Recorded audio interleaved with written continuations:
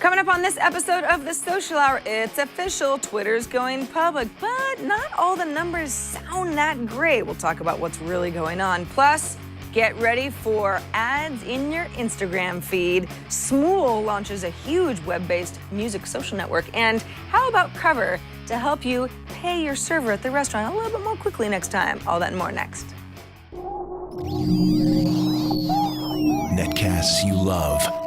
From people you trust. This is Twit.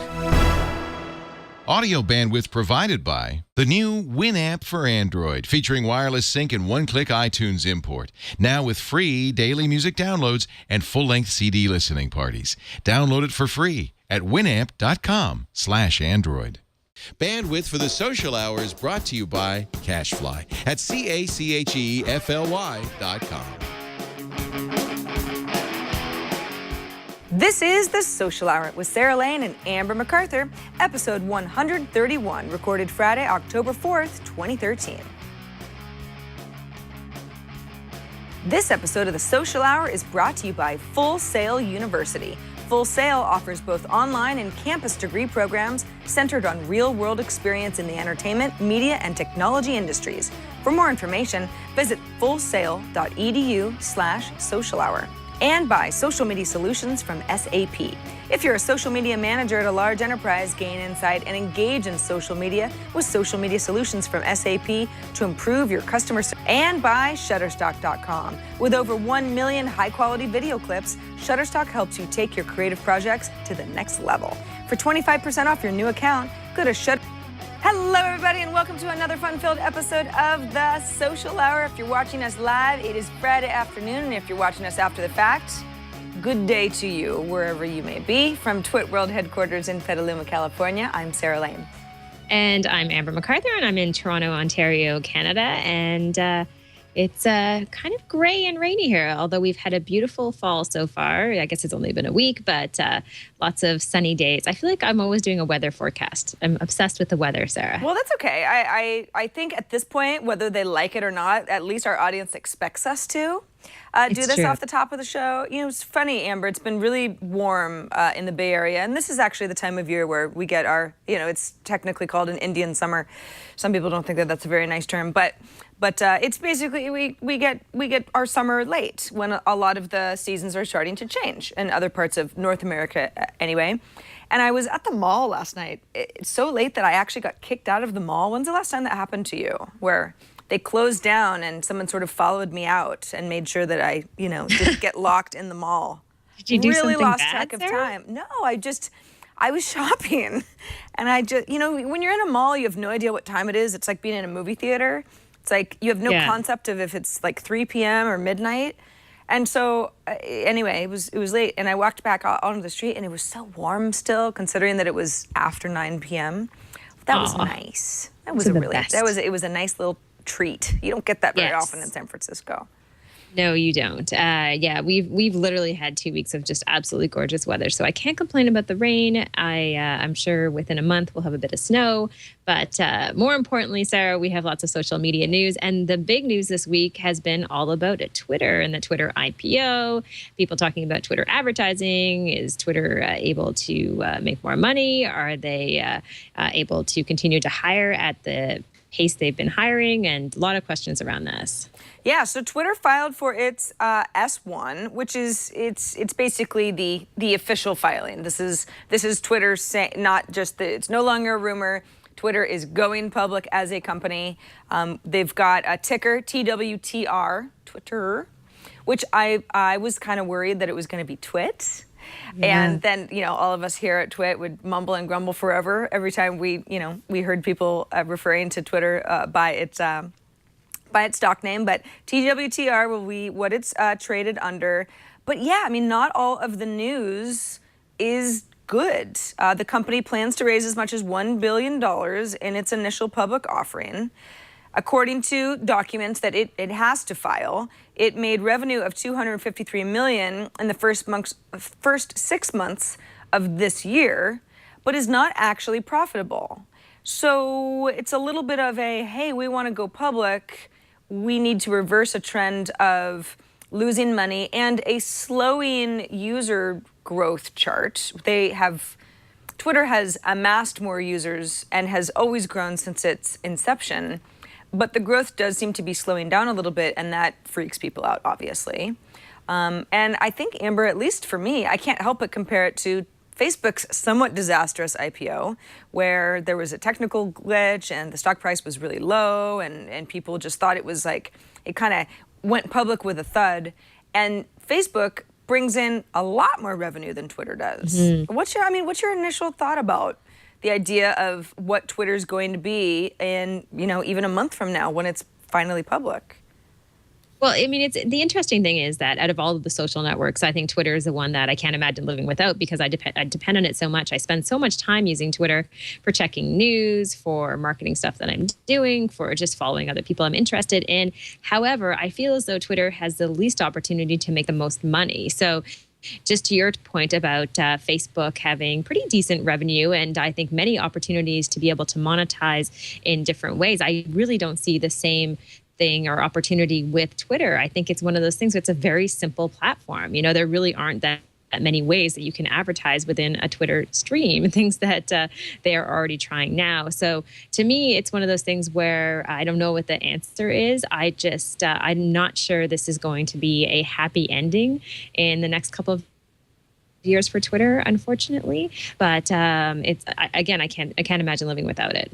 I can't either. Twitter is, it's my number one social network for sure. Even though I might sort of enjoy Instagram the most, and Twitter's just a little bit of everything. You get a path update here and there from somebody. I get pretty much all of my breaking news from Twitter.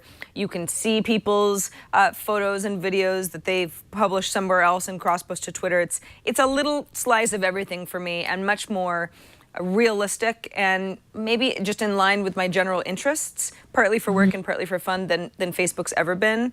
The SEC document that Twitter filed says the company has 250 million active users per month, and 75% of them access the service on a mobile device. Not a big surprise there. That's Twitter started out as kind of a mobile way to SMS updates and be able to follow your friends' updates. So it's always been built as a very mobile-friendly social network. Although there is a bit of a question as to how many spam accounts there actually are on Twitter, how many of those accounts are contributing to what seems like a healthy number for active users, but really is a problem that's not furthering Twitter's cause at all. It's never going to help Twitter make any money at all. Twitter says it's around 5% of Twitter is all spam. Some outside analysts would say it's closer to 10%. I'm not sure who's right there, but I do definitely think that Twitter spam is a huge issue. At least it is for me. Anytime I tweet a keyword like iPad or iPhone or something that's a popular keyword that a spam account is going to glob onto, I always get a barrage of junk that's just a pain. It ruins my experience. Do you think that that's an issue going forward? I mean, if Twitter becomes public and user growth continues, spam growth will too. Yeah, I mean, definitely. And I think it's been more spammy for me over the past little while as well. So I think that's going to continue. But at the end of the day, I think what I love about Twitter is just being able to kind of craft your own stream of people that you follow and the content you want to read. And I think it works. I mean, I just have to wonder, would you ever pay for Twitter, Sarah? That's a good question. When app.net rolled out, some of you may remember we talked about that. I think it was about a year ago now was the last time I really kind of used it. But the idea behind app.net was it's a Twitter competitor, but not based on the bottom line of having to make revenue. It's something that you would pay maybe a yearly subscription for, to have an ad-free, not financially based social network to share ideas.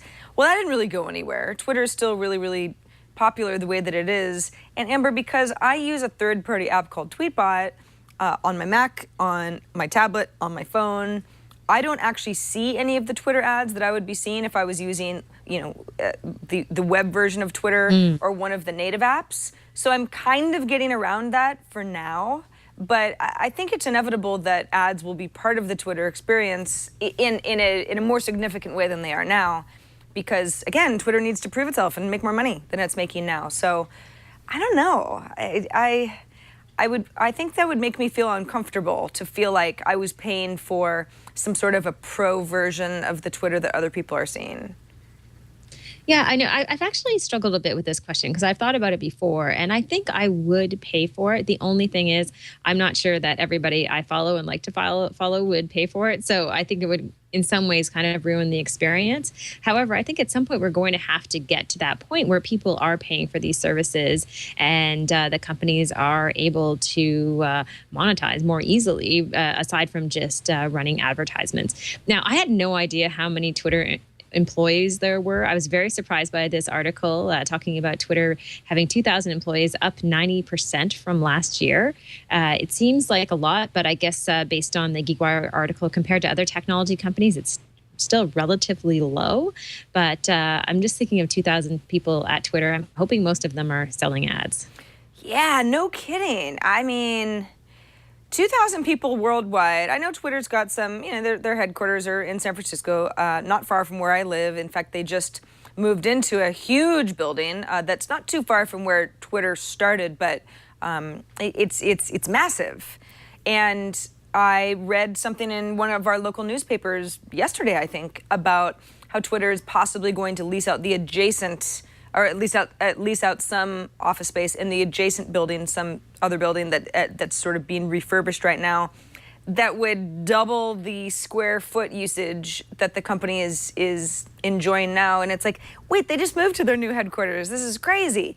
And obviously not everyone works in San Francisco that works for Twitter, but they are growing at a rapid clip. I mean, 90% from just over a year ago today, that's over 900 full-time employees that have been hired in the last year. So yeah, I mean, what's going on? I know one thing that they're doing as well is they're hiring country managers. So in Canada, for example, I believe it was just last year, they hired a country manager and a small team of people here. So it seems like they're also building out internationally. And that could be a big strategic push for them as far as being able to reach new opportunities in terms of advertising. So a lot of hiring happening, and it's interesting. It is one service that I definitely want to see succeed. So I do hope they do well, and we still have Twitter a few years down the road. But you just never know, Sarah. With some of these social networks, we've seen them rise and fall, and it's not always a good story.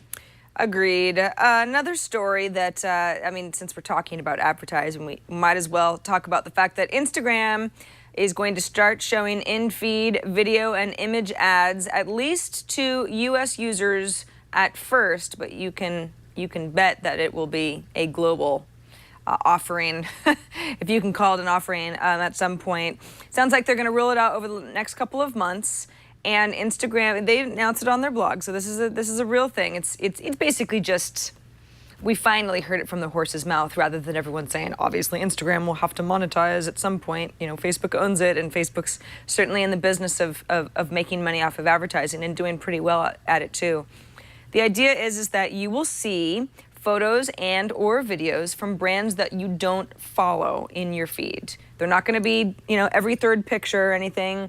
The company says they'll roll it out in a way that they hope will not be too intrusive, but these will be in brands that, if Amber, you were following, I don't know, whatever your favorite restaurant chain is, then those don't count as advertising ads. This is going to be from brands that you might want to know more about or want to follow. Instagram says that their partners will, at least at the beginning, be brands that are proven to have great quality photo and video content on Instagram already. I don't know what that means. Maybe companies that have hired somebody to do something really artsy and creative for their Instagram feed. But this is a real thing. So I guess, what's your initial reaction? Is it going to ruin Instagram, or are we so used to ads that you can scroll right past it and it's still pretty much the same social network that we know and love? You know, it's funny. I've had a really weird experience with Instagram lately. And in fact, I probably haven't used it in a couple of months. So, like many people, I was a huge Instagram user, really depended on it, loved it. I felt like it was just a different type of social network, and I really enjoyed it. And then all of a sudden, one day, I stopped using it altogether. And I don't know if that's reflective of a bigger trend, but I know a lot of people still love it. And I think the advertising that they will end up doing, I mean, it's just going to be part of what you're going to have to expect through all social networks. I don't know what people think in terms of how a company can survive if they don't have a way to be able to monetize a platform. But sometimes when they have announcements like this, I just can't believe how many people complain online and sound like a bunch of whiny little kids in some ways because they all of a sudden are going to have advertisements. I mean, we can't have all of this stuff for free. It's just, it doesn't make sense, right? So I may not like it, but I do think it's inevitable, not just with Instagram, but with every social network that's out there that we don't pay for. Yeah, QNX Monkey says in chat, as long as the video ads aren't autoplay, who cares? It's easy to skip. Agreed with you. But we don't really know that they won't be autoplay down the road. That's a setting that you can toggle off for Instagram, which is one of the first things I did when they introduced videos. Just because, Amber, you and I think we agree, videos just are sometimes too intrusive for the kind of experience that I want to have on Instagram or a variety of other social networks. But if ads are never, let's say a brand pays a bunch of money in order to have these video ads that are going to show up in my stream, and I don't ever click on that little press play arrow, I mean, that's money wasted. So I think unless people are genuinely curious enough to be able to prove to advertisers, yeah, there's enough of a click-through, or at least interest that this is worth your money, we might start getting autoplay ads. Maybe they don't autoplay for your friends, but they may autoplay for that advertiser that you're not interested in. The good news is that, and this works on Facebook too, I keep getting these Old Navy ads on Facebook, right? And it's like, I don't really have a problem with Old Navy, but I'm tired of seeing Old Navy ads in my newsfeed. And so I said, I don't want to see these anymore. And of course, Facebook says, what is it about these ads that bother you? And I just kind of said, one of my options was, I just don't want to see them anymore. Although I could have said something like it was offensive or it's not relevant or this or that. So I would assume that Instagram's little filing tools will be similar. If you don't like a video or a photo, the company says you'll be able to tell it why. And hopefully, if all goes well, you don't end up seeing ads that upset you in the future. We're getting a bunch of tweets about this topic, probably 5 or 6 now. People have pretty strong opinions on advertisements within Instagram. So I'll read a couple of them and maybe leave a couple for later on, Sarah, when we do feedback for the show. Sure. We have one from the Eradicator01 who says it's good for Instagram, bad for its users. It eats away at my data plan. Interesting. That is a very good point. Yeah, I mean, inline video is inline video, right? If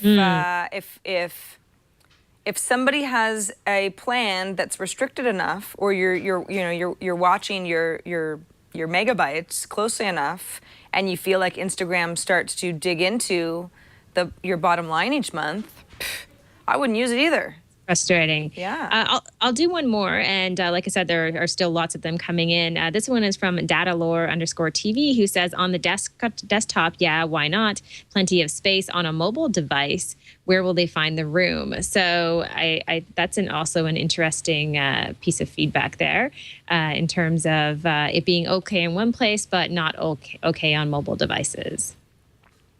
Yeah, well, but the Instagram is all about mobile devices. I mean, Instagram, yes, there's a web experience. But no one uses it, really, do they? I don't. I could. It's funny, even every once in a while I'll feel like I don't really feel like looking at my phone. I'd like to look at a larger screen. And even then, I will look at Instagram either on my iPad and have it blown up because it isn't actually a native iPad app, or I'll look at it via Flipboard, which is another way to look at Instagram, but it makes it look completely different. It's kind of like the Flipboard skin on Instagram. I really never say, oh, let's look at Instagram on my laptop or on my desktop computer. No, me neither. I don't know why that is. I guess it's just because it goes backwards. I mean, what's the point? We're also used to looking at it on, in that sort of mobile feed. So that's good, but possibly bad for people who, if you just have a mobile device and you say, I'm not going to screw up my data plan. It's a good point. It's a really good point. So we'll get to some more of those later on in the show. For now, we'll go back into some of the news items. This is a CNET article that you found, Sarah, about, is it Smule? Is that how you pronounce it? Yeah, it's funny. Chad Johnson was my guest co-host on iPad Today because Leo's out of town. And he called it Schmule. And I was like, I think you're adding a C in there that I don't see. Smule or Smool, I suppose. Is the name of the company. Yeah, we were showing off Sing Karaoke, which is actually a pretty fun karaoke app that this company makes. They do a lot of music stuff. In fact, the company has some pretty impressive numbers. Sing Karaoke users sing 480,000 songs per day. Users of the Magic Piano app play 1.2 million songs per day. And the whole idea behind what Smule is doing is that they want to become a social network for everybody. So Amber, if you're like, I don't know, that sounds interesting, but I'm not really interested in downloading those apps, you no longer have to. There is now a web-based social network centered around the ideas of, singing remotely with somebody that's across the world, or playing piano, or recording yourself, or meeting like-minded people. Through their network. So they've got a new web-based system. We're looking at it. The idea is based around music again, but it's not just like listen to music. It's more of a connect to people who like the music that you like, and so on. Amber, I love the idea of this, and especially because clearly the company has a ton of engagement. So why not offer something that is engaging to people who, for whatever reason, aren't using the apps? But it's like, but they already have so many people who are using the apps. Is this really seem attractive to you? Backwards. Yeah. It sort of seems like they're taking a step back. So that seems strange in some ways. And I don't know. I mean, I can't see people really getting that into this necessarily. And in the sense that... do they really need a web-based social network for this? I don't know. I mean, it looks slick. They've done a good job designing it, but not sure how successful it will be. And you know what? There have been so many music-based social networks, and I know some of them have done okay. But, generally speaking, they don't have a great ending. I'm thinking MySpace and others out there. Yeah, I feel the same way. Yeah, MySpace is a great example of something that's like, it's kind of synonymous with music now, but it didn't even really start off that way. Music streaming services like Spotify and RDO and the like. There are sort of social elements to those, but I've always found the reason I like streaming services is because I just like having music on demand. It doesn't really have a whole lot to do with kind of meeting like-minded people. Yeah, it's nice to get music recommendations, but that's not even really what Smule does well. It's more of connecting people to be creative based on music that you already like. Chad yesterday showed off how he was singing Reading Rainbow theme with a woman who lived across the world somewhere, and they were like collaborating, and then he was able to record it and play it back to me, and we laughed. That sort of thing that's cool. I just don't know how many people who haven't already heard about these apps and then sought them out for themselves will stumble across this social network and be like, this is amazing, this is what I want. Yeah, I'm not sure either. Maybe if I could sing well, that would be a different story. Maybe so. Maybe we're just sour grapes because we're just not the target audience. That could be part of it. Quick reminder that we record the Social Hour live on Fridays at 4 p.m. Eastern, 1 p.m. Pacific. Thanks to everybody who joins us live. And in fact, we're going to be taking some live questions later in the show. So if you've got burning questions for Amber and me that have to do with social or... well, maybe not any question, but most questions are fair game. Please do get those ready. In a few minutes, we will be tossing to you, whether it's in chat or on Twitter or even via email. But in the meantime, our website is twit.tv/TSH. So if you ever miss anything that we talk about, you'd like to go back over the episode again, you can always visit us on our little web spaceship. Last week we had Denise Howell, who was our guest. I have no idea who that woman is or why she is our. That's our screenshot from last week. That's the wearable gadgets with the phone glove. Oh yeah, it kind of makes it look like we're saying that that's who Denise is. Sorry, Brian. We can change I'm that. going to go ahead and veto that screenshot that you put. But anyway, the links are down at the bottom of each of our show notes pages. So Amber's Rad or Fad, all of the news items that we talk about are all there, plus our subscription links as well. All right, before we move on to some of our spotlights and our tips of the week, let's take a moment to thank Full Sail University for sponsoring this episode of The Social Hour. This is very exciting. New sponsor.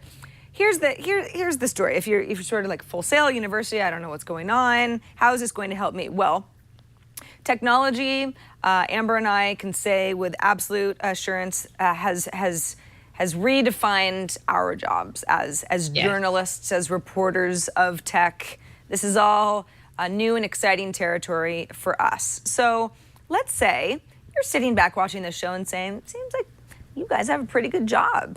This seems like something I'd be interested in doing. Maybe you'd like to begin a career in journalism, or maybe you're already an established pro in some other field and really feel like, digital media skills would really help what I'm already doing in my industry. Maybe I'd like to veer off into more of a communications role. Maybe I just need to hone some of my skills a little bit. Maybe I'm absolutely new at this. Many of you write us, Amber and I, all the time saying, I need a little bit of guidance on what I should be paying attention to. How does the whole social thing work? Full Sail University's online new media journalism masters familiarizes students with all of the tools, all of the tricks, all the techniques that they need to be good storytellers and to reach as wide as possible of an audience online. The program prepares future graduates with roles within communications and media.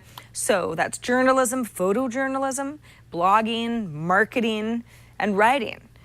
For me, I feel like, I understand all about broadcasting and journalism, but I've never felt like I really had a handle on marketing. That would be something I would be really interested in. Classes revolve around project-oriented coursework and are taught by professionals all across the industry. Full Sail University's online and campus degree programs are centered around actual real-world education that will help your workflow when you go out into the real world. Through an innovative curriculum, you can earn a master's degree in just 12 months. Full Sail also offers a variety of master's degrees in things like PR. That's public relations, internet marketing, business intelligence, innovation, and entrepreneurship.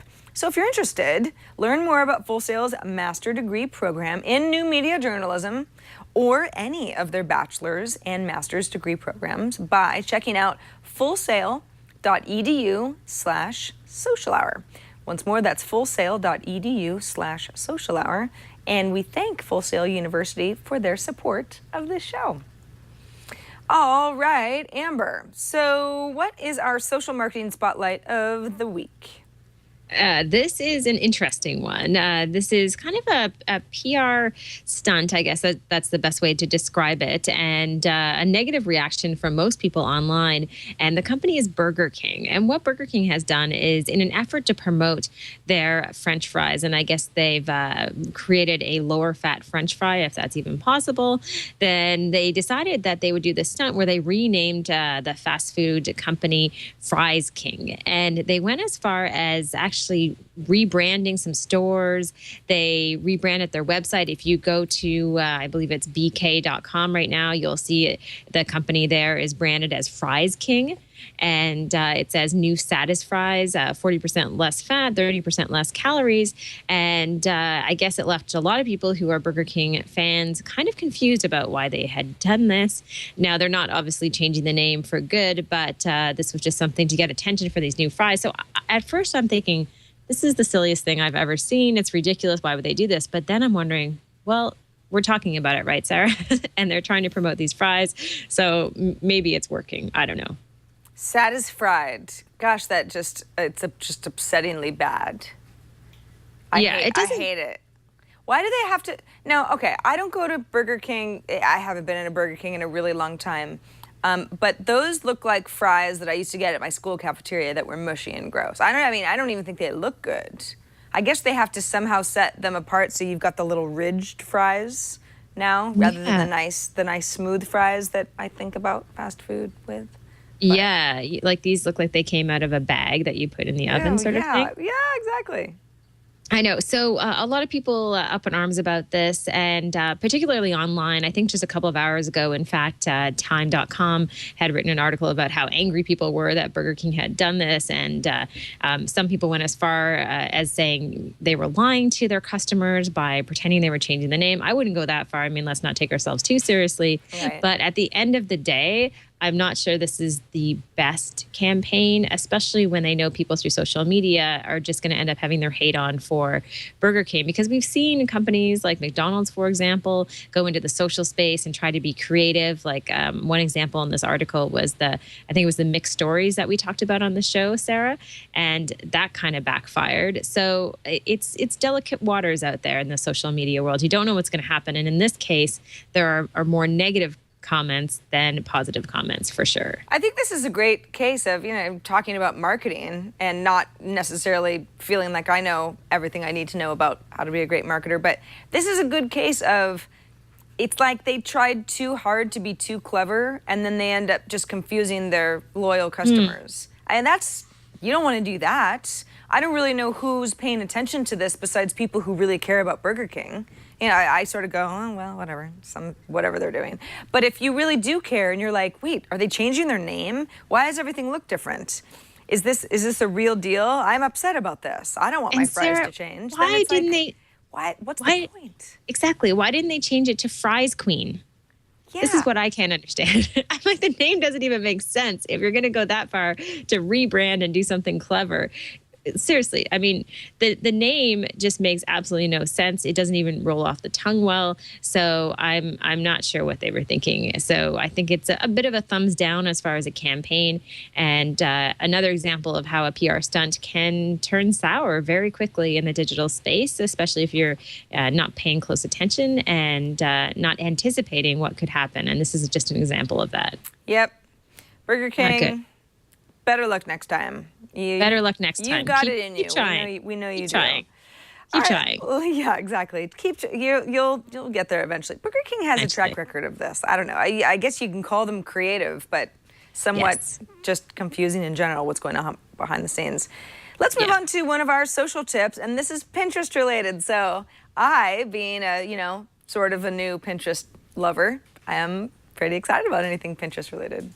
This is called Pinloadr, and it allows you to batch edit and batch post photos onto Pinterest. So very helpful if you use Pinterest a lot. They say in the description here, let's say if you have 10 images of the same product that you want to list on Pinterest, you want to have different images, but maybe the same description and the same link. This allows you to manage all of those uploads to Pinterest more easily. So a great thing if you are doing any type of batch editing, uploading multiple files, and just a simple tool. As I know, Pinterest usage just continues to grow, Sarah. I mean, I feel like I've used it even more in the past little while. I've found some really interesting things on Pinterest as of late. So I think it's a good tip for people out there who are becoming heavy users of Pinterest. I like this. I have found as well that while researching pieces of furniture, which I have been doing a lot of lately, I'm doing some collaborating with a designer friend on this board that we both have privileges to post to pin things to. Make sure I get my vernacular right. But sometimes, there'll be one certain shot of, let's call it like a coffee table, and you're sort of like, yeah, that's pretty good. But there's another shot of this coffee table that somebody used in their house, or maybe it's just another angle or that sort of thing that's better. So in order to convey what I'm trying to convey to this person that is also sharing this Pinterest board with me and I know is going to look at what I'm pinning, it'd be great to be able to upload a bunch of stuff at once. So just that alone makes you have to do less work in order to give someone more information. There you go. Yeah. So as you can see, I'm pinning all sorts of really expensive things that I can't afford, but still gives someone else a good idea of what I like. So, all right, let's move on to our spotlight of the week. This is something Snapchat related, and I'm kind of excited about it because I have ended up starting to use Snapchat quite a bit. I use it every day. Not with that many of my friends, but with a few of my friends. We Snapchat photos and videos to each other all the time. Snapchat, as a little refresher, is the social network, I guess you could call it that. But it works very differently. Instead of me posting something to my Facebook feed for everybody to see forever, Snapchat is I take a funny picture of myself, and then I send it to Amber, or I send it to Brian, or I send it to Amber and Brian, or I send it to everybody I know. The idea behind Snapchat stories is that now, when I take that funny photo of myself, I have a new option. Oops, sorry. Up at the top of I can send it to a variety of my people. I've got Snapchat is pretty good about saying, these are your best Snapchat friends, because that's the people that you send stuff to the most, or some of your other friends, or my story. Now, what's my story? Once I add something to my story, anybody who I have a connection with on Snapchat, and that's a mutual friendship, it's not just a following, it has to be a mutual, I accept you and you accept me. Within the 24-hour period after I post this, can see that really awesome photo of me as many times as they want. Now, each time they check it, it counts down because I initially set it to be 5 seconds. So it works a lot like Snapchat, but now I've kind of got this thing that lives and doesn't go away the way that Snapchat has worked in the past. Now you might say, well, what? I don't get that. So I'll take a couple more pictures. There's that. I'll go ahead and add that to my story. Take a couple more. Here's our rundown. Oh, that's not very exciting. I'll go ahead and add that to the story. Okay, so now I've got that initial picture of me. Okay. And then I've got that picture that I took of what I see, and then the picture of my computer. And then you can go ahead and start to scroll through these. Now, that's a pretty boring representation of what a Snapchat story would be, Amber. But if you think about, hey, you're going throughout the day, you're taking little snaps of, I don't know, the coffee house that you're getting your coffee in, and maybe they wrote your name down funny on the coffee cup, and that's sort of just a funny thing to talk about. Or it's a view of the first snowfall of the year, whatever. Some of that stuff is like, well, you don't necessarily want to think about it too much. You don't want to think about, how does this perfectly convey my awesome life on Facebook? It's just Snapchat. So it's something that is relevant to your friends for about a day, and then it's still gone forever. But it at least has a little bit more of a life than just that one single funny image of myself that I would send somebody to for 5 seconds. Yeah, I think it's kind of interesting, actually. I don't totally hate it. I mean, I think it makes sense to be able to really just tell a story that way. And I think there's lots of days where people just want to be able to get a bunch of pictures and share it, but you don't really need it forever, like you said. So it's interesting, Sarah. It's kind of cool. I think it's kind of cool, too. The company apparently thought a lot about the idea of, well, if you are going to send a photo or a video to everybody that you chat with on Pinterest, that you send snaps to on Pinterest. It's Pinterest is Snapchat. My gosh, too many networks. Snapchat.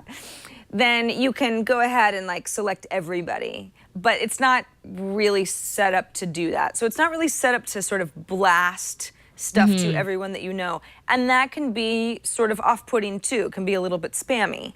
You don't necessarily want to just be hitting up everybody. So this is a little bit more of a passive, hey, if you want to go ahead and see what I've been up to over the last 12 hours, I've taken 5 photos, or, a combination of photos and videos, and maybe, drew some things on or whatever. You can look at that if you want to, but I'm not sort of pushing it at you one little snap at a time. So I think it's a nice way for the company to kind of get into a, hey, let's start building something that feels a little bit more like a news feed. Yeah. Exactly. but is in, it's wrapped up in a nice little Snapchat bow. Yeah, it seems like a smart move for them, to get into the space a little bit deeper, still stick with their main brand in terms of what they're known for, but try to expand their offering a little bit. So it's kind of cool. And Sarah, speaking of cool, this is very cool. So this is a story that has been making the rounds online. I'm just waiting for the moment where I find out the story is fake and in fact it's some brand behind it.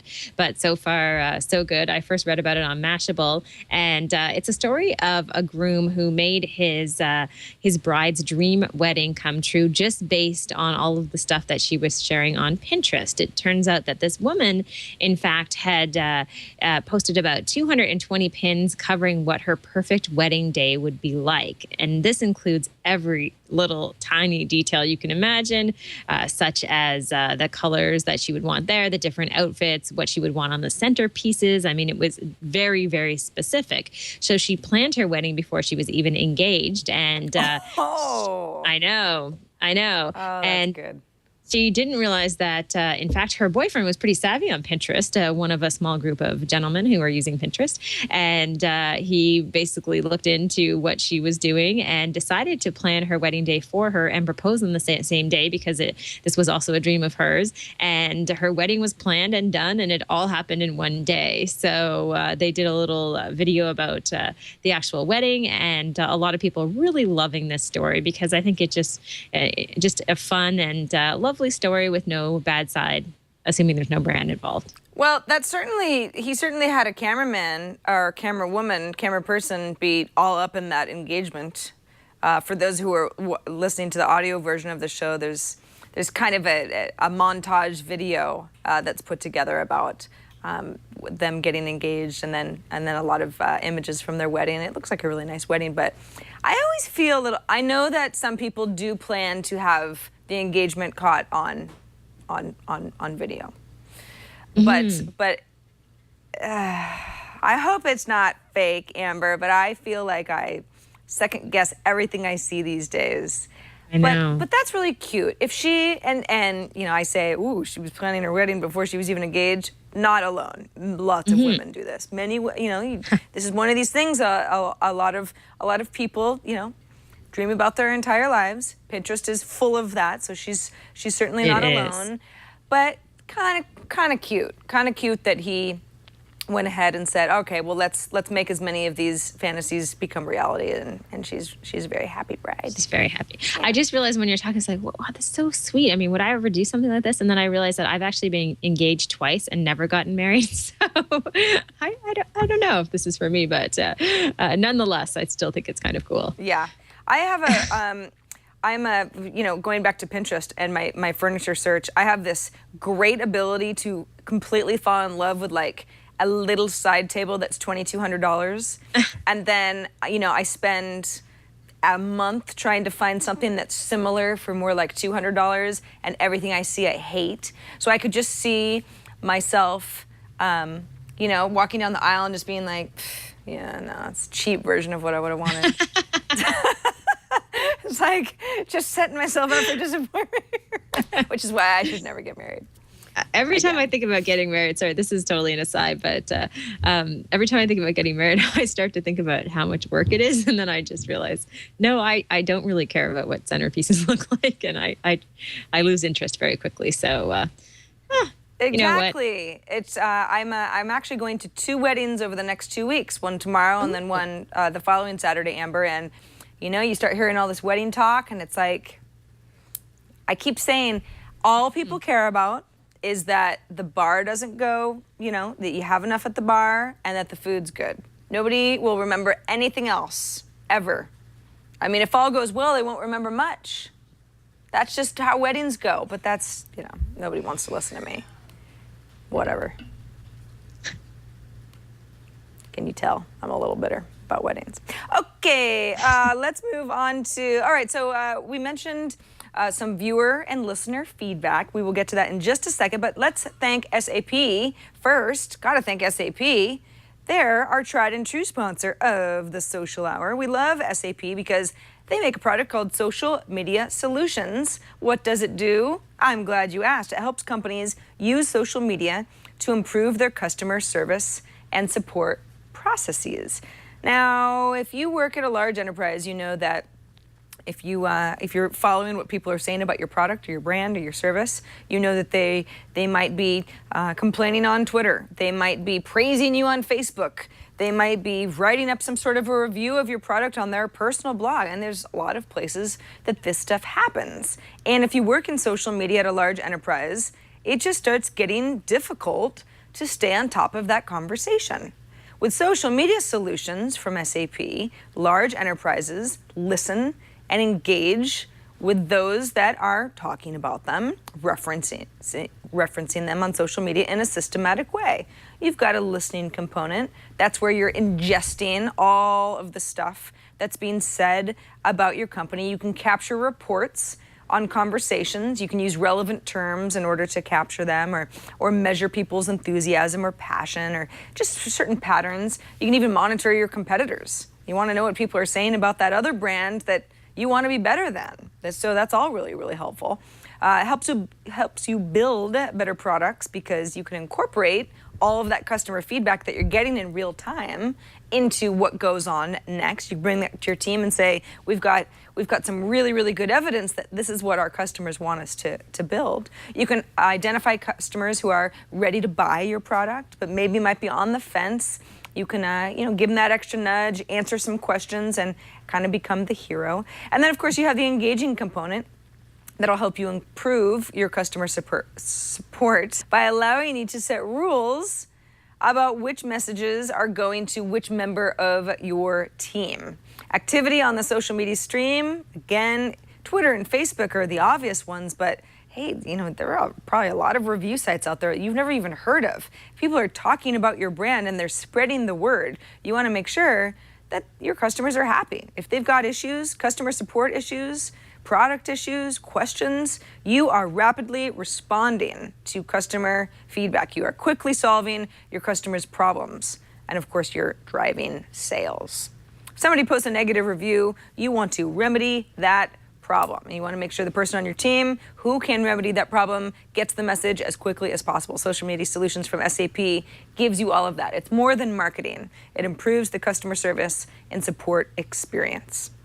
If you think that this might be a solution for you, go to sap.com/twit, take a guided tour, see for yourself how Social Media Solutions from SAP works and can work for your company as well. sap.com/twit, and thanks to SAP for sponsoring us. Okay, Amber, this is going to be this is a little bit of a Wild West rapid fire version of viewer feedback, listener feedback. You've been gathering some. I know you've been monitoring Twitter. Should we start there?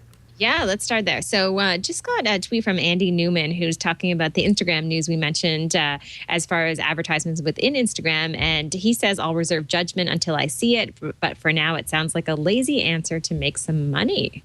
So very critical about what Instagram is doing. And I'm not sure it's lazy. It's kind of the only way. I mean, what else are they going to do, right? I think maybe what they're saying is, it seems lazy because that's always the solution for anything that's mobile focused, right? We'll just start showing ads in with the photos and videos that you actually want to see and hope that you don't get so mad that you leave. I don't know if I agree with you. I think lazy is maybe not the word that I would choose, but this is the method that other companies are trying out right now. What else would they do? I don't know what else they do. I can't see another solution. So very interesting. If Andy Newman is still watching, maybe he can send us another tweet in terms of if he has other ideas as far as how Instagram could monetize, because I'm sure they could use some help and figure out some other opportunities. We also have a tweet from M. Gutelli, and he or she just they don't say much except for that it's inevitable that Instagram is going to advertise within the stream. So I think very much in line with our opinion on this, Sarah, that it was only a matter of time before this happened. So no big surprise there. So Corbo64 says, I'm okay with it, but not really looking forward to it. I do love my Instagram. So I think, that's almost like a moderate opinion. Yeah, I think so too. I think that's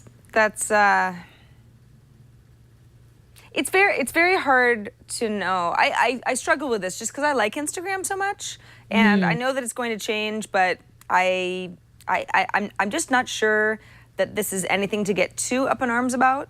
But again, there are issues with it, potential issues like if it autoplays videos, I'm going to be totally mad.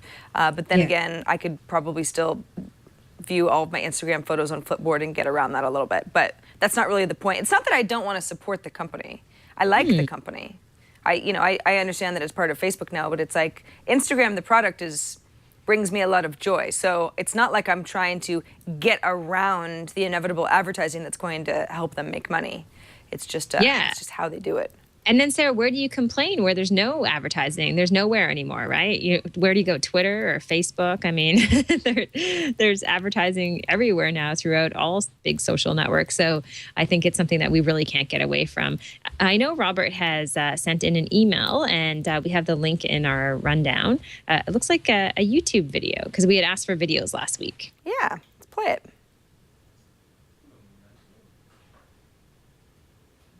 Hey, Sarah and Amber, Robert Alwarich here from Yellow Jacket. Following up on previous social hour discussion regarding wearable computing and virtual reality / augmented reality. The future of wearable computing may not be on your wrist or even in your hands. You see, it's all inside your head. Recently, Daiquiri, a Los Angeles-based augmented reality company, demonstrated a new way to interact with real-world objects. One of those objects being a household lamp. There's the EEG. You focus. If you look real close, you'll see the reticle when the tracking identifies the light. And as soon as she thinks hard enough, the light turns on. If you think that's crazy, think again. Daiquiri took things to the next level, imagining virtual worlds in real time and making them appear on screen. So you'll see here, there's the waveform. She thinks about a sheep. Don't ask me why it's a sheep. And then the sheep manifests itself in AR. So what we've done is taken the concept from her brain and represented it in augmented reality. Again, you'll see another pattern. This one's for the UFO. Am I missing the social component here? There's a great quote from Henry David Thoreau. Our truest life is when we are in dreams awake. And that's happening right now. So how long exactly before we start wearing EEG machines on our heads? Only time will tell. Oh, and this fella, he probably knows. All right, guys, take care. Bye. Thanks. You know, Sarah, what did I just see? No, it's in reference. We talked about wearable tech and a router fact. Right. So I think that's feedback, because we had asked people what they thought of wearable technology. So thank you, Robert. That it's definitely a good effort for the video. Very. That was very fun. good effort. You're a natural. That was a good time. Made my brain explode a little bit. But yeah. Yeah, a lot of clocks back there too. I know. Great job. Well, that just set a new standard for video, Sarah. Yeah, no kidding. Very cute. No kidding. I know we have a little meme story coming up, but also wanted to say one piece of feedback on Twitter from JP Smith 1981, who said, in regards to the Instagram story we were talking about, would this bring an official grade app to Windows Phone? A lot of people on Windows devices looking for, I guess, the official Instagram app. I'm assuming they don't have an Instagram app on Windows. I should know, because I do have a Windows device somewhere in my collection. Do they not? I don't think they, I mean, I know a month ago they didn't, but I'm not sure what's changed. I don't know if the chat room can chime in here, but I know they didn't. There isn't actually an official Windows Phone Instagram app. So says Scooter X in chat. Thank you, Scooter X. It's funny, Amber. It's funny that you mentioned you've got a Windows Phone. It's, you test it out, but at the same time, you don't even really know offhand what is in the offering as far as social apps on Windows Phone, because we just sort of know inside that it's such a smaller app store than anything that would be in Google Play or Apple's App Store. Yeah, I mean, I remember when I first had a Windows tablet and I was playing around with it, and I remember wishing they had an Instagram app, but like I said, I haven't checked that much recently. So we'll see what happens with that. Hopefully that will come soon for Windows users. And Sarah, speaking of things coming up in the future, we should probably talk about this great article. If you are a Halloween fan, you will like this. And if you're a meme fan, you'll like this. And if you are a Grumpy Cat fan, Sarah, you'll like this as well. An article about 6 great trending Halloween costumes that are from pop culture, but particularly from the world of internet memes. Not all of them are fabulous, Sarah, but a few interesting ones here in the list. So that's Miley Cyrus. Got that. That's a good one. Looking good. Twerk or treat. Yep. I don't really recommend wearing that. There's the, yeah, okay. Don't wear that. Now this one, hold on. Now this one is, Sharknado. I like this one. That's a good one. That's fun. Yes. There you go. Sharknado on a girl's head. This is, that's adorable. What's next? Oh, this is the going with the flow. I don't know this. This is the progressive insurance saleswoman, I guess, who people know. Oh yeah. She's all over commercials. It's been this commercial campaign for years now, and she's super annoying. But anyway, it would be probably laughed at a little bit. I don't know what this is. That's a Twinkie. Oh, it's a Twinkie. Got it. I see. Yes. The Hostess logo apparently wasn't enough for me. That does not look like Grumpy Cat. That looks like a Grumpy Fox.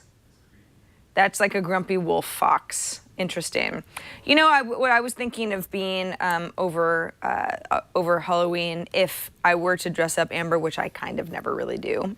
I'm a little bit of a Halloween Grinch because I'm not crazy about costumes. But if I were to, let me pull up my favorite new Facebook celebrity, Sir Stuffington, who is a little kitty who got in a fight with a raccoon when he was super tiny. And he lost an eye, and he had his jaw broken. So he's kind of got a little perma snarl, but he's still a really happy little guy now. He's better. He's healthy and happy in his foster home.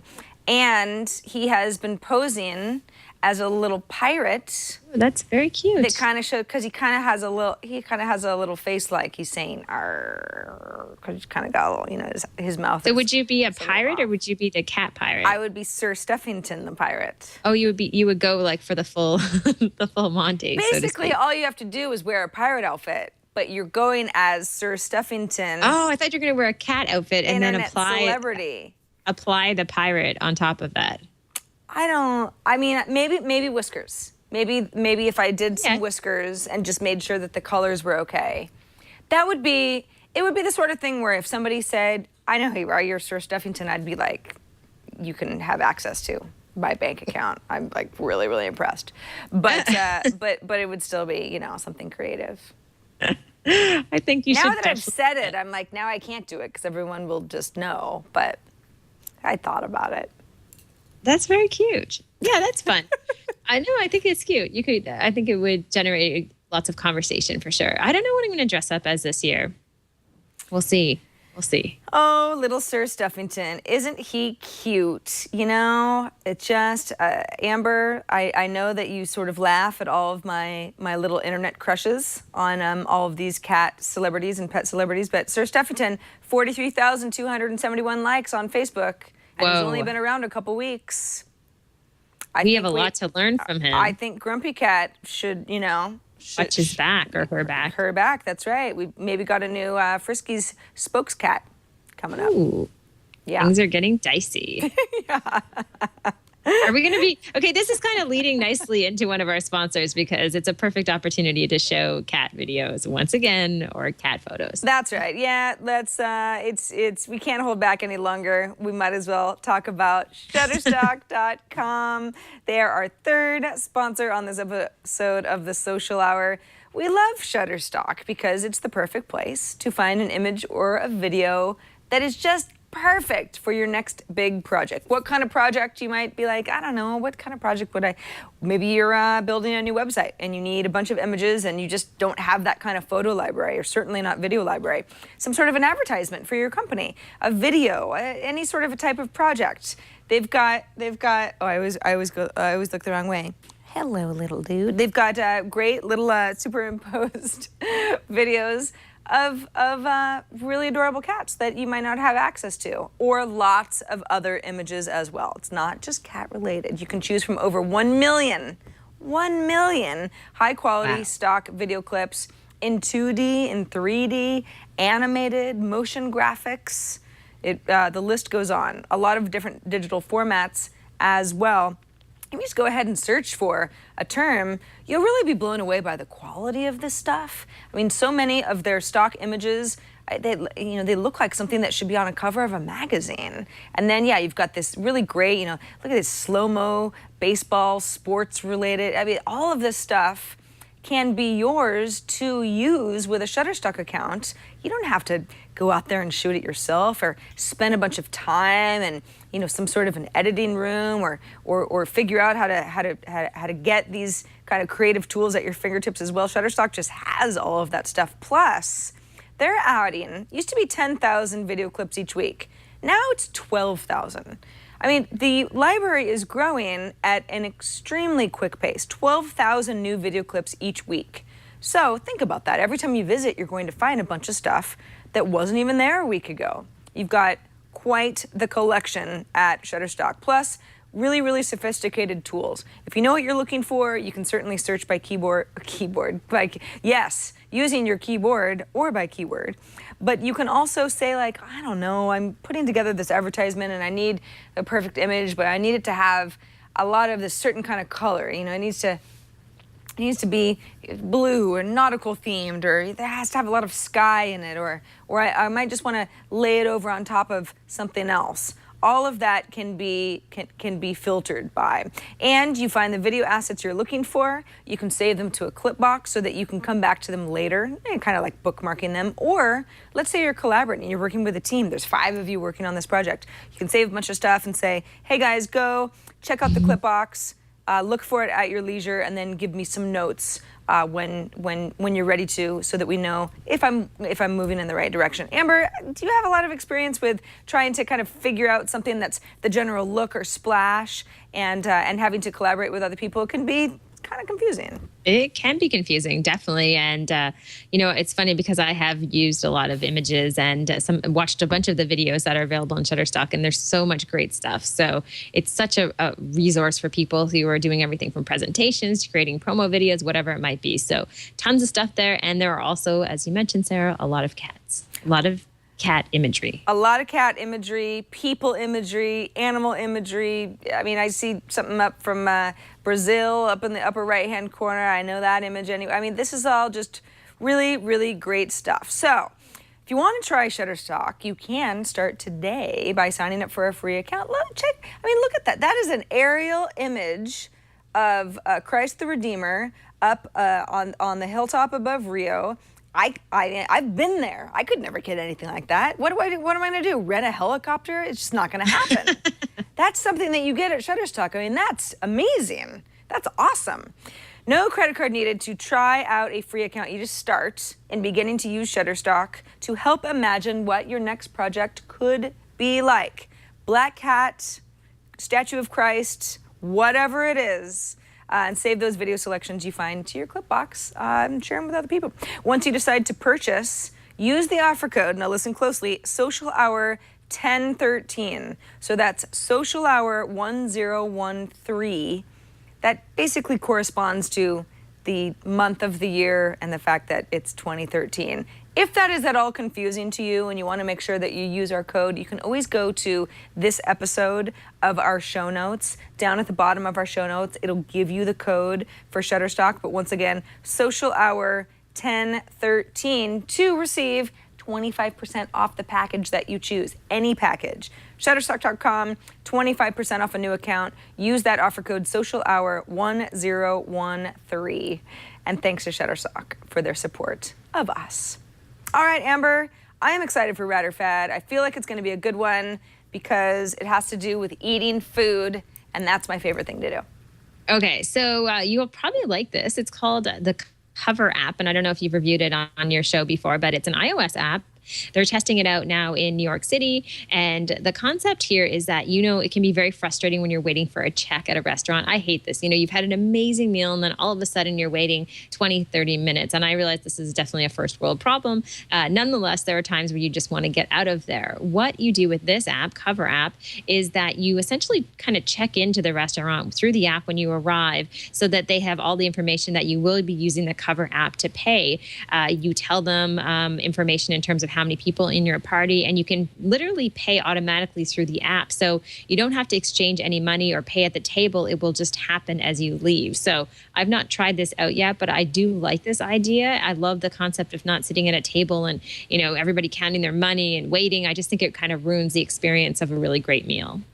I love this idea so much. This is awesome. This is the perfect idea. I would love to see how the execution works, though. Yes, I agree with you. Because it's like, if at any point you've got an app, you think that you're in the clear, and you kind of get up and then you have a little bit of like an awkward standoff with your server or the hostess or something, where it's like, whoa, wait a second. And then you kind of have to explain, oh, no, I'm using this. And they sort of go, oh, okay, you're not actually dining and dashing here.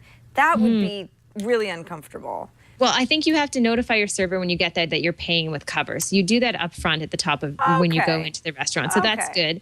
And then when you're done, you just walk away. So they have to acknowledge that you're paying with Cover. And so they will input that into their system, I'm guessing. And the app includes information about, like I mentioned, splitting checks and leaving a tip and all of that other information. You can even set up a default tip for places that where you eat out. And, if you always want to pay 18 or 20% or whatever it might be. So, I'm sure there are issues in terms of restaurants maybe not understanding exactly how it works. Maybe there's some education to be done. But for the restaurants that are participating in this test, I could see this being something that restaurateurs really wanted. It makes a lot of sense for both customers and owners, because you get people in and out faster, right, Sarah? I mean, that's what they probably want at the end of the day. After you're done eating, there's no reason for you to be sitting there for 20 minutes or 30 minutes and holding up a table. Right. And it's not that any staff wants to be laid off, but if you've got some sort of an issue where this app works really well, you do get people in and out more often, and you may not have to have as many people on staff on a Friday night, say, because you've got it's sort of this back end that that your customers are bringing in with them. And yeah, it solves a few problems. There's that whole, hey, do we want to put down 10 credit cards and split this entire thing a million different ways? Do we want to use some sort of a financial app like a PayPal or a Venmo to just sort of deal with it between ourselves? Or can we do it all in one, where we're paying for the bill and we're also splitting between ourselves, and we don't have to flag down some server that's really, really busy working at 20 other tables because they're short-staffed that night? It in theory is the perfect solution. It is. So I think it's pretty rad. I think it's pretty rad too. In conclusion, yes. And I also think, it's funny. There's a wine bar that started using Square some time back, which was basically there's the Square retail system for anybody who's just sort of like has a little Square dongle that you can use for your credit card, and then there's Square Wallet, which is a little bit different, where I pay for everything on my phone. And this guy that I know who runs the wine bar was like, I hate Square Wallet. I'm not going to use it because people under tip.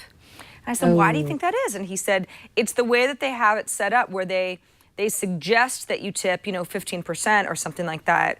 And he says, for something like a bar, where it's a little bit, it's all very variable. You don't just always tip a percentage, because it's kind of based on what you got as a drink and how long you were there and where you were sitting, and all of that stuff factors in. He thought that it encouraged under tipping, and he's like, I don't want that. But I find that when I go into my coffee shop and I use something like Square, which is just one of many of these solutions that take payment and tipping to your smartphone, every single time I buy like one little coffee, it'll be like no tip, 50-cent tip, $1 tip. It's like I always say $1. It's so easy because if I was just paying via cash, I might be like, I don't know, I don't think I'd want to like dig through my purse. Or you wouldn't right have now. it on you or anything. Yeah, Exactly. That makes perfect sense. Yeah, so I think for me, it encourages me to pay a little bit more, and the restaurant is happier. Yeah, and it's easier to keep track of. So I think we have a rat on our hands here, and hopefully it rolls out to other cities beyond just New York right now. Yes, I agree. I noticed that there are a couple restaurants in New York that are using this that are great. Parm is one of them. That's a wonderful restaurant. If you're ever in New York City, go get yourself a sandwich from Parm, and you can use Cover, the app, and tell us how it is. And in fact, Let us know how it goes. Yeah, anything that we talk about in any of these shows, real world experience is super key for us, because we can certainly try stuff out and tell you about it, but we want to hear your feedback about something like this Cover app or Snapchat stories, or what do you think about that stupid Burger King fiasco, my words. Or would you use something like Pinloadr to batch upload to Pinterest? And if so, show us one of your boards. All of that stuff is great feedback that can help us build our next show. Of course, you can email us at thesocialhour@twit.tv. You can tweet Amber or I at Sarah Lane or Amber Mac on Twitter. Of course, everybody who's watching the show live is chatting with us and talking amongst themselves. That's great as well. And remember, if you want to be part of the show live, whether you're chatting or not, we're live on Fridays at 4 p.m. Eastern, 1 p.m. Pacific. And then everything on demand is on our website. Of course, you can find us in your favorite podcast app as well. But twit.tv/TSH is where you get all the links for everything we talk about, all the video, all of our past episodes and fun guests and all that good stuff. All right, Amber, I think we've come to the end of our hour, and what a fun hour it has been. Anything great happening up in Toronto over the next week for you? Well, not really. I have a very busy weekend. I have a bunch of events to go to this weekend, and next weekend it's Thanksgiving weekend in Canada, so my family's flying in, so that will be lots of fun. And other than that, Sarah, just going, working, keeping busy, and staying out of the rain for now. Sounds good. I will, as I mentioned, be at a wedding every day of next week. No, I'm just kidding. I'll only have been at one wedding by the time we do the show again, but it'll be the day before another wedding where I'm like helping out a lot, and so I'm already starting to stress just a tiny bit about that, but hey, it's all for, the name of love, so it'll be lots of fun. It's all good. Yeah, but I'll come back with some hopefully fun wedding tales from wedding number one next week. All right, everybody, thanks for watching and listening. The Social Hour, we will see you next week. Until then, I will be online as Sarah Lane. And I'll be online as Amber Mac, and we'll see you soon.